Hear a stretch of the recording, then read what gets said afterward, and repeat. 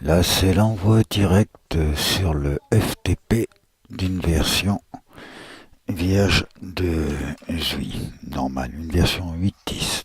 Donc avant installation, bien entendu, j'ai enlevé les fichiers qui servent à rien. D'ailleurs, j'ai même oublié d'enlever un README que je vais faire de suite. Ça sert à rien de le conserver, le README. Totalement inutile. On va attendre que le transfert se termine. Ça va très vite. Voilà, on voit les vitesses de transfert, on voit ce qui est transféré, ce qui est réussi, ce qui est raté. Il va bientôt plus qu'à rester le fichier dossier site à envoyer, apparemment. Ça devrait pas tarder. Voilà, il est envoyé et c'est terminé d'ici 4 fichiers, 3 fichiers. Le fichier, un fichier. Voilà, le transfert est terminé. Ça, c'est pas la peine de le laisser sur le serveur, ça sert à rien. Nous allons maintenant revenir en arrière. Donc ça, c'était la version originale du ZUI Master, téléchargée sur YouTube, la version de Rémi. Ça, c'est la version de toi, mon ami. Mais nous allons d'abord installer le 624.net, évidemment, puisque je te filme l'écran entier pour toi. On va installer la version déjà officielle, telle qu'elle existe.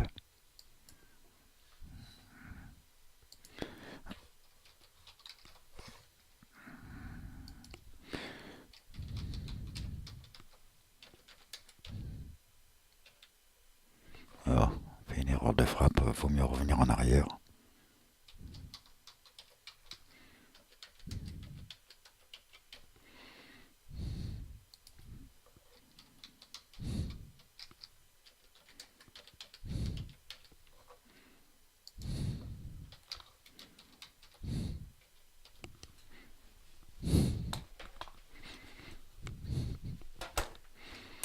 Et on met le bordel dans le câble, comme d'hab.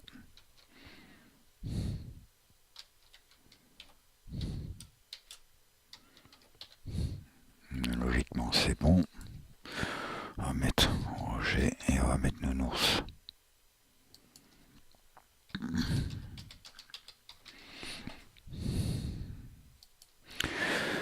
Voilà, installation terminée. Vous voyez, j'ai pas réglé ce souci là. C'est vite fait. On va le régler en live. Hop. On va dans le corps. On va dans le JS. Ça va s'ouvrir chez moi. On va taper 5000 ici pour changer par 1500. Voilà, j'ai edit. Voilà, aussitôt il est ici. Vous voyez la notification. Moi je vais la changer en 1,5 seconde. Bien plus pratique. Voilà. Hop, j'ai edit sous Linux. Ok, ok, ok. On réduit ça et on revient toujours ici. Voilà. Donc on va se connecter. Et voilà, la notification, ça va plus être 5 secondes, ça va être 1,5 seconde. Je me connecte et hop, 1,5 seconde après, ça disparaît. Voilà, une installation vierge d'un ZUI. Alors, on va de suite accepter et faire un autre changement. Donc on se déconnecte. Voilà, je me déconnecte sans problème. On retourne donc sur notre site. On va ouvrir, donc on part du départ du site d'entrée. on ouvre le corps que j'ai bien entendu des IP. On sait que dans le liveout, alors il y a déjà ici un fichier qui doit aller dans le corps. Faisons les choses une par une. Voilà, le corps il est ici. Et on envoie le fichier. Hop, et on va accepter le changement.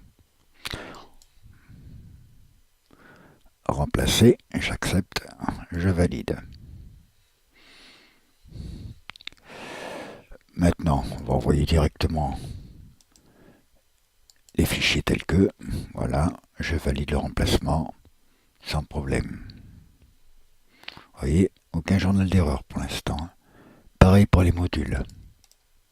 J'envoie et je valide les remplacements. Ouais, appliquer à tous. Toc, toc, toc. S'il y a plusieurs trucs, en principe, je clique la case. Voilà, donc les changements ont été appliqués suivant la procédure voulue pour ce site-là. Nous rendons maintenant sur notre site qui est en ligne. Donc je ne vous fais pas la présentation habituelle puisque je viens de passer directement au test, mais ça aurait dû changer normalement la configuration et personnalisation des bannières. Donc on se reconnecte comme Roger, automatiquement bien entendu pour moi. Voilà, une seconde après ça disparaît ce truc-là, il va falloir refaire dans le corps JS. Alors on retourne dans le corps JS. Mon ami Peter Rabbit, systématiquement, moi 5 secondes d'attente, ça me plaît pas. Alors, on va dans le corps JS qui est ici. Allez, et les 5 secondes d'attente, moi je vais les éliminer, j'en veux pas. Je veux pas attendre 5 secondes pour avoir une confirmation d'un truc que j'ai moi-même décidé. Allez, 5000, on va mettre 50 et il va nous trouver de suite 5000. Voilà, hop, allez. 1 seconde et demie, ça suffit pour confirmer un choix. Ça devrait être fait systématiquement, comme dans le Film Manager aussi. Ou il suffit simplement d'aller ici, si j'ai bonne mémoire, Film Manager. On va dans son fichier config, config.php, on tape Jerry ici. Et juste le début, il va y aller directement, logiquement.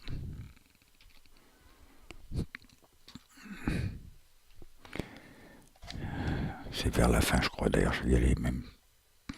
Je me rappelle plus trop du nom, mais c'est vers la fin. Là, ici, Aviary. Alors, dans Aviary, on cherche English.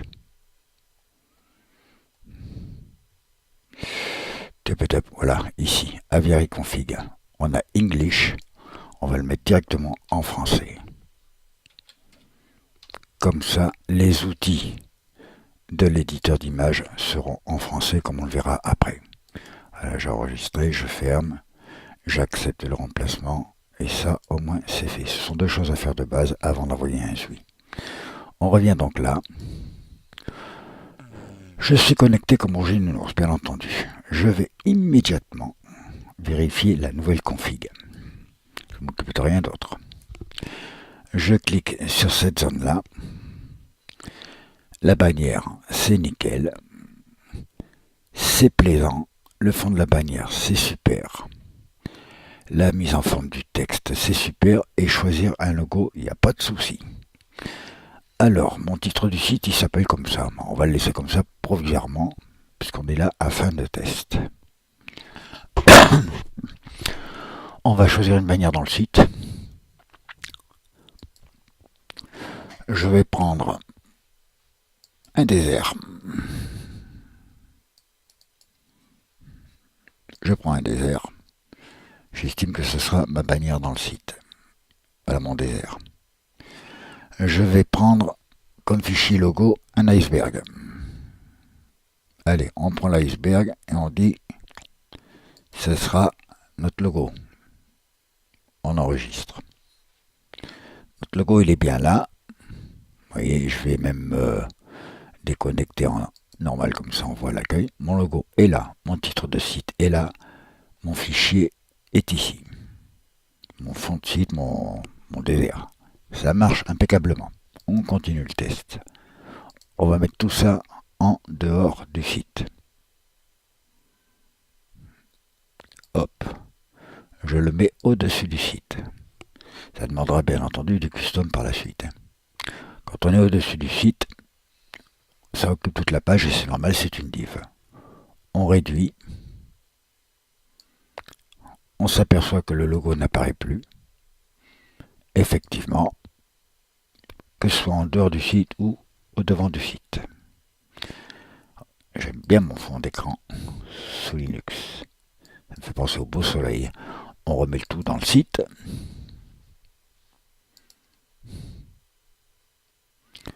Dans le site, voilà.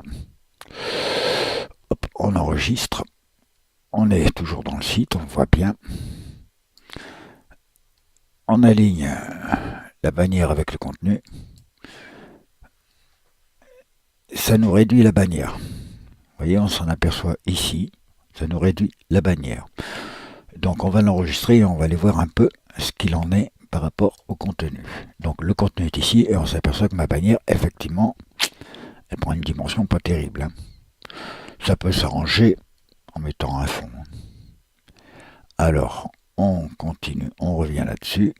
Hop, je clique sur ma bannière, je laisse aligner la bannière avec le contenu, mais par contre, je pousse le test en mettant la bannière en dehors du site pour voir uniquement son comportement.